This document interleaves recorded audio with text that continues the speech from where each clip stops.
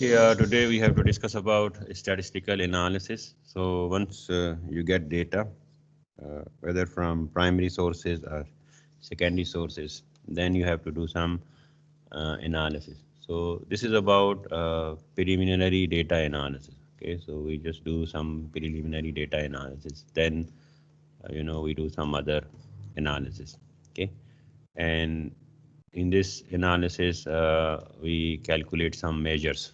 Okay, and these measures are measures of central tendency and measures of dispersion, measures of shape. Okay, measures of locations. So all these measures we calculate, and then we find some clue for the data.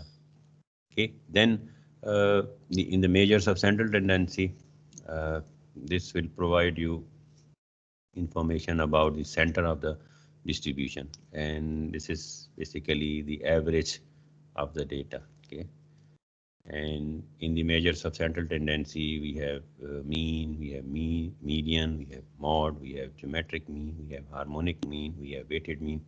So there are different measures of central tendency, and among these, when we have to use mean, when we have to use median. So if there is outlier in the data, then the most appropriate measure is median rather than mean. But if the data is somehow balanced data and there are no outlier in the data, then we have to use mean for the average. Otherwise, we have to use median. And if there are repeated values in the data, then we have to use mod. And if we have to assign some weight to some values, then we have to use weighted mean for the average. And if our data is in ratio or percentage growth rate, then we have to use geometric mean for the average growth rate, for the average ratio. Okay, for the average percentage, we use basically geometric mean. And then if our data is for the speed, okay, if there is a rate of change in the data, then we use harmonic mean for the average. For example, if we want to calculate the average for the speed, then there is a rate of change. So in that case, the most appropriate measure for average is harmonic mean. Then we have measures of locations. Okay, and we have three measures of location or partition values. These are the quartiles, decile, and percentile. This you have studied in your statistics course. So quartiles are the values which divide the set of observations into 4 equal parts. And so we have 3 quartiles. Okay. Then we have deciles, and deciles are the values which divide the set of observation into 10 equal parts. So then we have 9 deciles. And percentiles are the values which divide the set of observation into 100 equals parts. So we have 99 percentile. So first quartile is 25% of the observation, and then third quartile is 75% of the observations are less than or equal to that value. Okay. Then same is for decile. Decile, first decile is 10%, second decile is 20%. Then we have percentile. Then the second quartile, fifth decile, and 50th percentile, they are same as median. Okay, you have to remember this, that the second quartile, because second quartile divide the set of observation into 2 equal parts, and fifth decile the same is the mid value, and 50th percentile is also the mid value, and median is also the mid value. So these are same. Okay, then if we get the average of the data, still we don't know how observations are dispersed. Sometimes we are interested to know the dispersion of the data. For this we use measures of dispersion. Now in the measures of dispersion, we have absolute measures of dispersion and we have relative measures of dispersion. So in the absolute measures of dispersion, we have range, we have interquartile range, we have mean deviation, okay, we have variance, and we have standard deviation. Okay, so mostly we use standard deviation for the measures of dispersion, for the absolute measures of dispersion, because range is a rough measure for dispersion. Interquartile range we will use when we have quartile available. Okay, and mean deviation from mean and mean deviation from median is also sometimes used as a measure of dispersion, but here we have to take the absolute values. So this means negative values becoming positive. So that's why this is not an appropriate measure. In case of variance, we take the square to avoid the absolute values. So, but again, when we take the square root, so this means we are also taking, when we are taking the square in case of variance, so this means we are also taking the square of the unit, because these measures are expressed in the unit in which the data series is. So if you calculate, suppose mean would be in that unit. If it is kg, then mean would be in kg, and if it is in meter, mean would be, average value would be in meter. Same is with the you know, measures of dispersion, so they are expressed in that unit. So variance, in case of variance, if we calculate variance, then the unit would be in square, meter square, kg square, year square. So this is meaningless. So there is no meaning for meter square and kg square. If I say if I get the data on the weight of the student of the class, so I can get the average weight. Suppose average weight is 55 kg, mean weight. Then it's, if I calculate the variance, maybe variance is 5 kg square. Now the observations are dispersed by 5 kg. Then the question is, what is the meaning of kg square?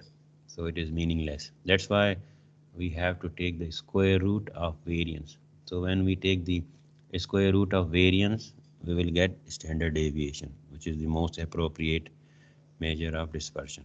Now when we take the square root, this means the square will cancel out if we take the square root of measure.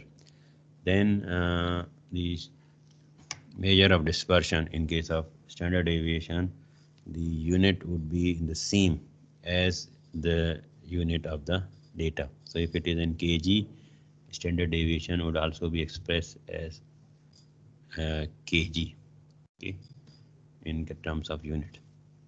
Then we have relative measures of dispersion. Suppose if we have two individuals, uh, first person income is in dollar, another person income is in rupees, and we can calculate the standard deviation. Okay, but the problem is the standard deviation of first person would be in dollar unit, and the standard deviation of second person would be in rupees unit. Then we cannot compare, no? Because unit is different.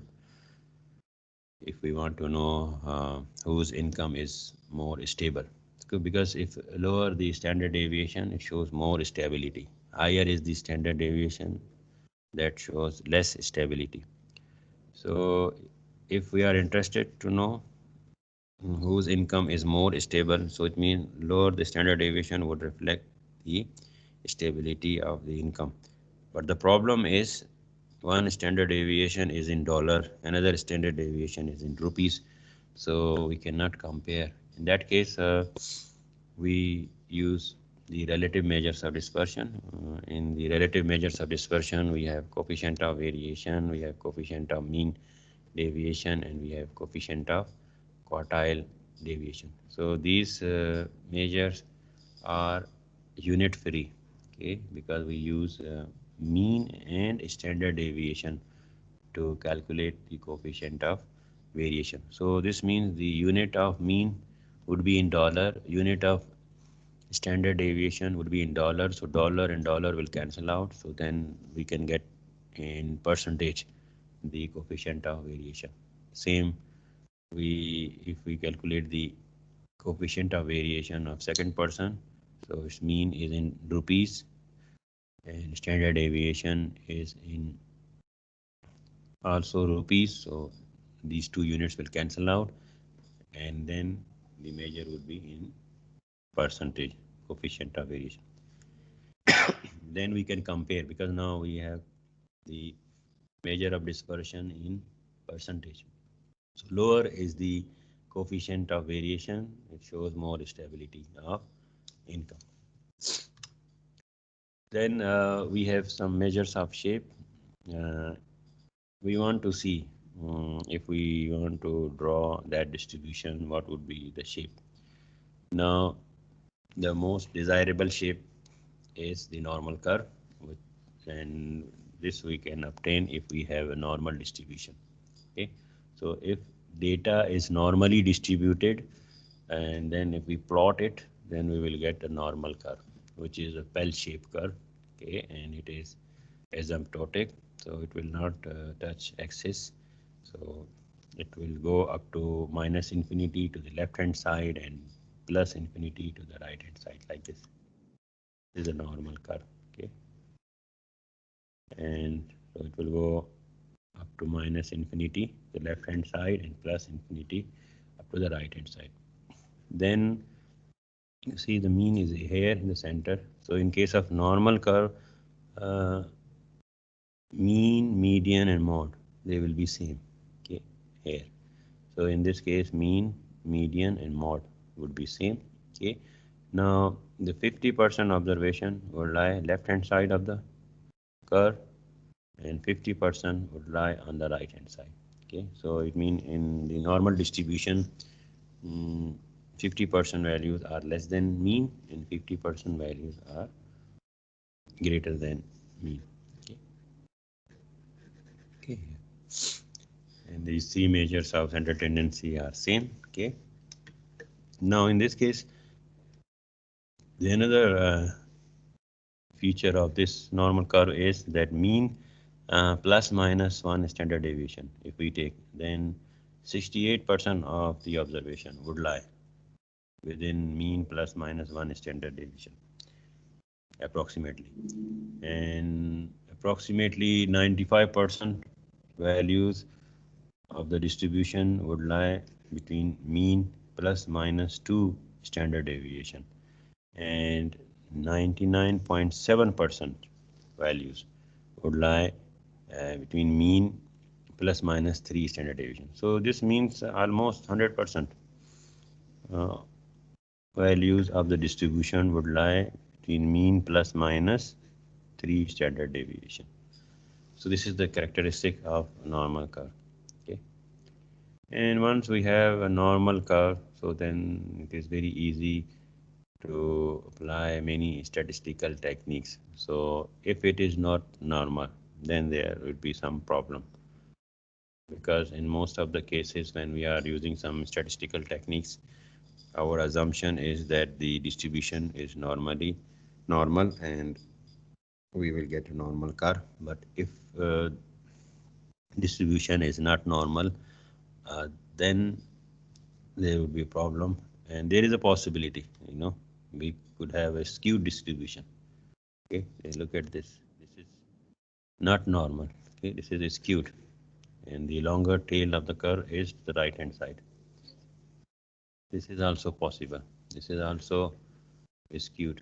Okay, and the longer tail of the curve is to the left hand side. So there is possibility of a skewed curve that we can get, which could be positively skewed or negatively skewed. So skewness basically shows the departure from symmetry, and we calculate the coefficient of skewness by mean, mode, and using standard deviation. So if we minus, okay, mode from mean and divided by standard deviation, then we will get the value of the coefficient of skewness, and this values lie between -1 to +1. Okay, and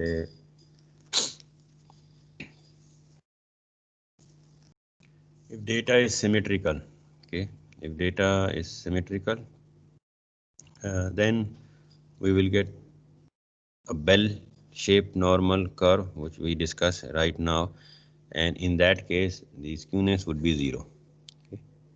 Because if data is symmetrical, okay, then mean and mode would be same. So mean minus mode, we will get 0 divided by whatever is the value of standard deviation. 0 divided by any value is again 0. So the coefficient of skewness would be 0.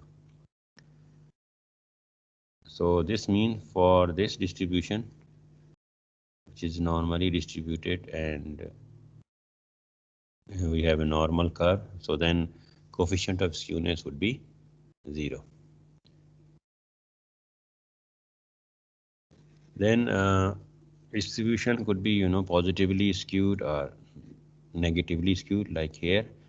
So this means our normal distribution assumption is violated. Okay, this is positively skewed.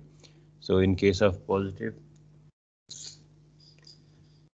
positively skewed curve, mean would be greater than mod. Okay, and in case of negatively skewed curve like this, mod will be greater than mean.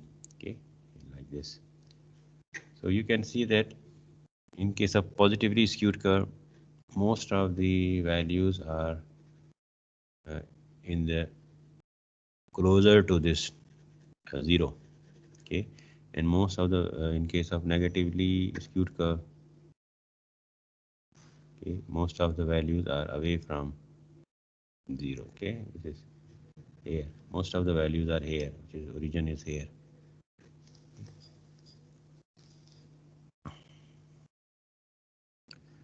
Then to test the normality of the data, whether the distribution is normal or not, we use Jark-Bera test. Okay, and the null hypothesis of Jark-Bera test is that the distribution is normal. Okay,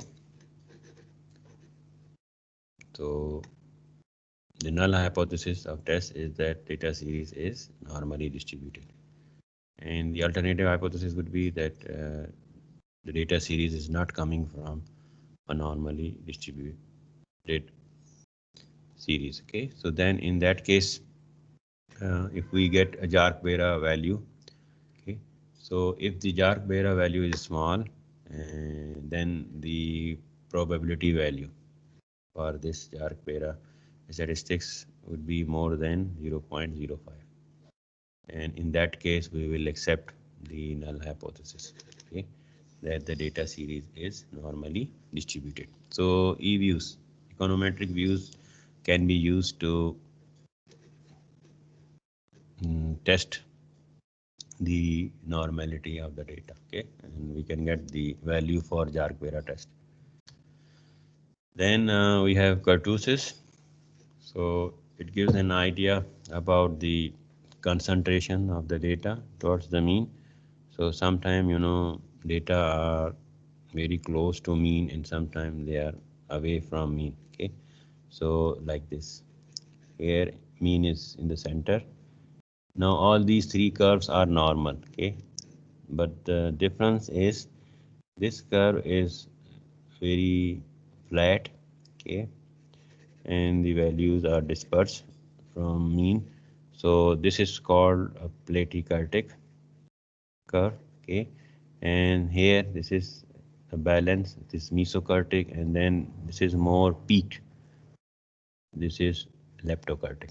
Okay, so in case of kurtosis, we calculate the coefficient of kurtosis, and the coefficient of kurtosis, if it equals to 3, then we say that the curve is mesokurtic, like this. For this, the value would be 3. This for this value would be 3 mesokurtic. Okay, and if value of coefficient kurtosis is less than 3, then we have platykurtic, okay? And then if it is more than 3, then we have leptokurtic. Okay? So this is the kurtosis. Then we also, plot diagrams. Okay, we plot chart. We have graphs. Okay, and then we look at the trend. We plot graph. Now, in case of diagram, also we get some information about data. Okay, and the most popular diagrams are bar diagrams. Okay, and in bar diagram we have simple bar diagram and subdivided bar diagram, multiple bar diagram, and composite bar diagram. We also have histogram. This you have studied in your statistics course. If you want to plot the frequency distribution, then you will get the histogram. Then we also have pie chart, okay, which is a circle chart. Okay, this is also used in analysis, preliminary analysis. Then we have stem and leaf plot. So this is the stem and leaf plot. This you have studied in your statistics course. I'm not discussing all these in detail because you have already studied in your statistics course. You just need to know that these are the tools that you can use for your preliminary analysis. Okay. This stem leaves, it means the value is 0, 5, 0, 7, then 1, 2, 1, 4, 1, 8. So 12, 14, 18. Here we have 20, 22, first value, 22, second value, 20, to third value, 20. So in just looking to this, we can say that more values are in the 20s, okay, and then 50s we have just one value, 56. And we have box plot.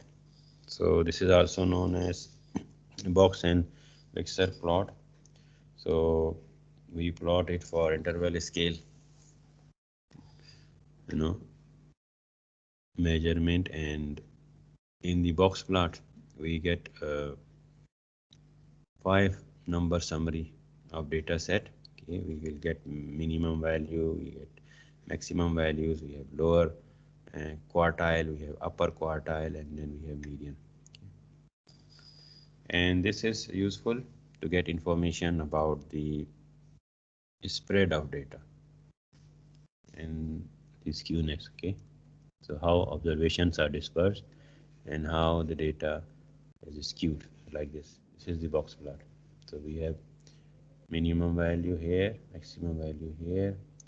This is the upper quartile, which is third quartile. This is the lower quartile. This was first quartile, and this is median. Median is also same as second quartile. So we plot all quartile, and then you see I said there are 3 quartile. Okay, first, second is median, second quartile, third. So, but this divide the observation 1, 2, 3, 4. You can see that observations are divided into 4 parts. Okay. Then this is the interquartile range. Okay. Third quartile minus first quartile. So this type of information we can get if we plot the box. Then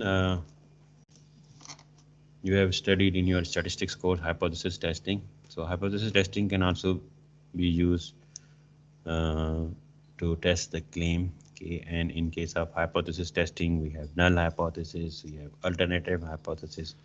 So in the null hypothesis, we put the statement that there is no difference between the population parameter value and the sample statistics. Okay, and in the alternative hypothesis, we can use the alternative, whether it is the population parameter is greater than the sample statistics, or it is equal to sample statistics, or less than sample statistics. So in case of population parameter, for which we are conducting the hypothesis testing Population parameter could be, mean, it could be variance, it could be standard deviation. So these are the population parameters, okay, for which we conduct the hypothesis test. Okay, so these are the steps for the hypothesis test.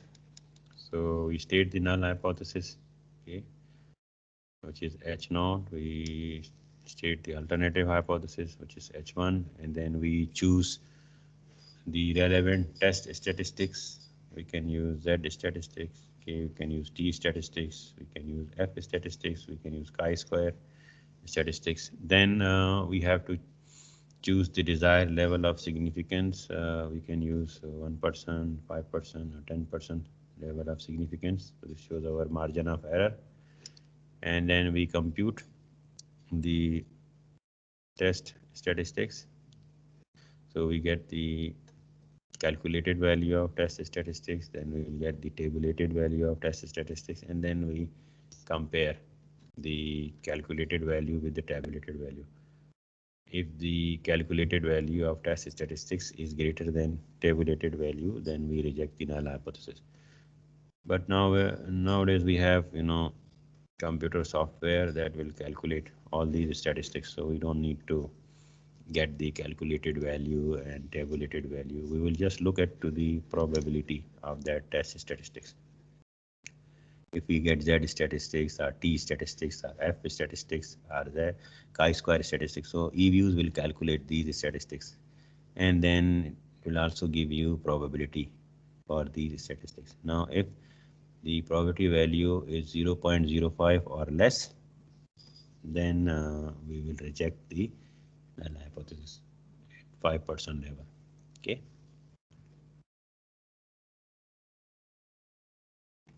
And in the hypothesis testing, there is a possibility of error.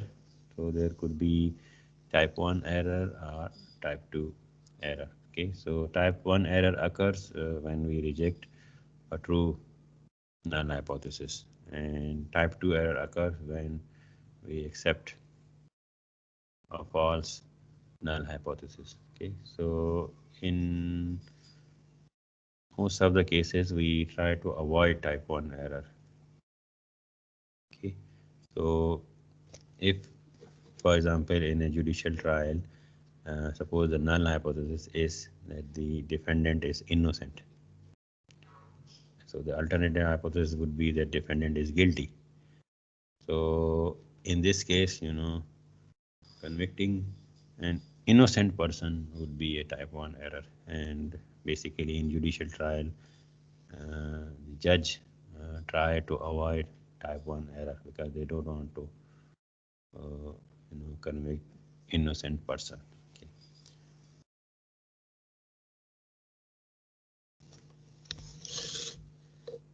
Then finally we have index number. Okay, index number express the relative change in the variable. So looking to the index number, we can directly say what is the percentage change. Okay, so we have many indices. We in economics you studied consumer price index, producer price index, sensitive price index. Also you studied the index of agriculture production, index of manufacturing production. So if for the index number, the base year value of the number is 100. So if the next year is 105, so just looking to the index, we can say that there is 5% increase. If first value is 100, second value is 105, so we can say that there is 5% increase. If it is a consumer price index, so we can say that there is 5% increase in overall prices. Okay. Then we have some other indices like human development index. We have corruption perception index. We have ease of doing business index. And in the stock market also we have many indices. We have S&P index, we have Dow index, Nasdaq index, Nikkei index, and also we have Karachi Stock Exchange index. Okay, so there are different indices. So these are also useful. You can do some preliminary analysis with index number. Then the question is, if there are some missing values in your data, then how to deal with that. So normally we try to get a data series which is complete. But if unfortunately there is some missing value, if there is one missing value, then we will just take the average. Okay. Suppose middle value is missing. So upper value and lower values average we take and we will insert it. This could be a very crude method to fill the missing value, but we can adopt it. Second thing is that if you have more values missing in your data series in the middle, okay, mid of the series, then we use interpolation. Okay, so we find the values through a procedure which is called interpolation.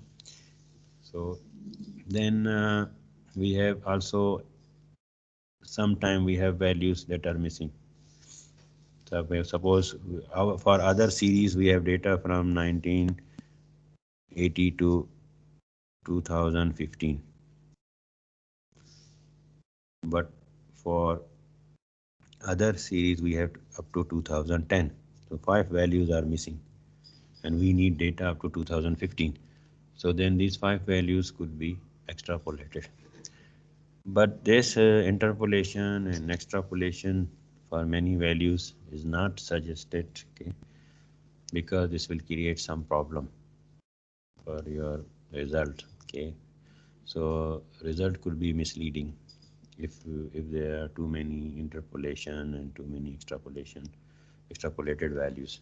So that's why we try to avoid and we try to get the data which are complete, and we use such data series that are complete. Otherwise, just statistically completing our data series would result some problems. Now I'm giving you a research activity. Okay, this research activity you don't have to do. You have to do research activity 2, and this research activity you have to do on your own research project. Okay, I will stop here now recording.